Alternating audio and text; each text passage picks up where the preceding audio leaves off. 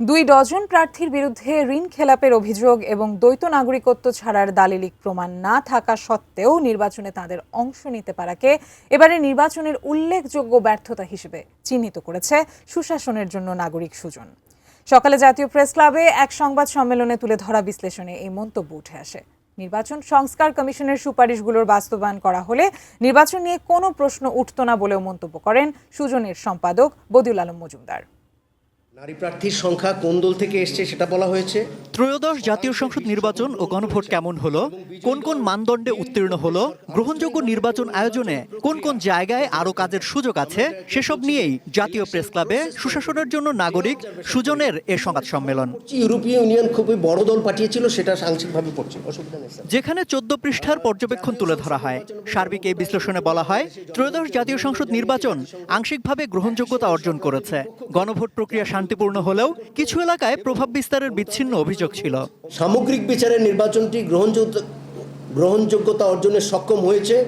ভোটে অংশ নেওয়া রাজনৈতিক দলগুলোর মধ্যে মাত্র 5টি দল 1% বেশি ভোট পাওয়ায় দল ভাঙার প্রবণতা এবং নাম সর্বস্ব দল হিসেবে জনগণকে বিভ্রান্ত করার প্রবণতা কমে আসার সম্ভাবনা তৈরি হয়েছে বলে জানানো হয় সুজনের বিশ্লেষণে।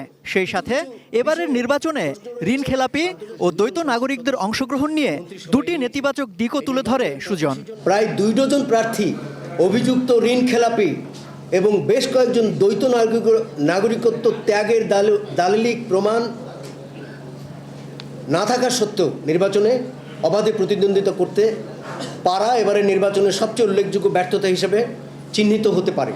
দীর্ঘদিন পর ভোটাররা নির্বিঘ্নে ভোট দিতে পেরেছেন বলে মন্তব্য করেন সুজনের সম্পাদক ও নির্বাচন সংস্কার কমিশনের প্রধান বদিউল আলম মজুমদার। তিনি জানান, তার কমিশনের সুপারিশগুলো সব মানা হলে নির্বাচন নিয়ে কোনো প্রশ্ন উঠত না। নির্বাচন ব্যবস্থা সংস্কার কমিশনের পক্ষ থেকে পেপারে আছে, অনেকগুলো সংস্কার প্রস্তাব করেছিলাম। এগুলো যদি গৃহীত হতো তাহলে যেই সকল প্রশ্ন উঠেছে নির্বাচন নিয়ে সেগুলো অ্যাভয়েড করা যেত, সেগুলো উঠত না। এদিকে জাতীয় প্রেস ক্লাবে গণভোট ও জুলাই সনদ বাস্তবায়ন নিয়ে ভয়েস ফর রিফর্ম এক আলোচনা সভা করে।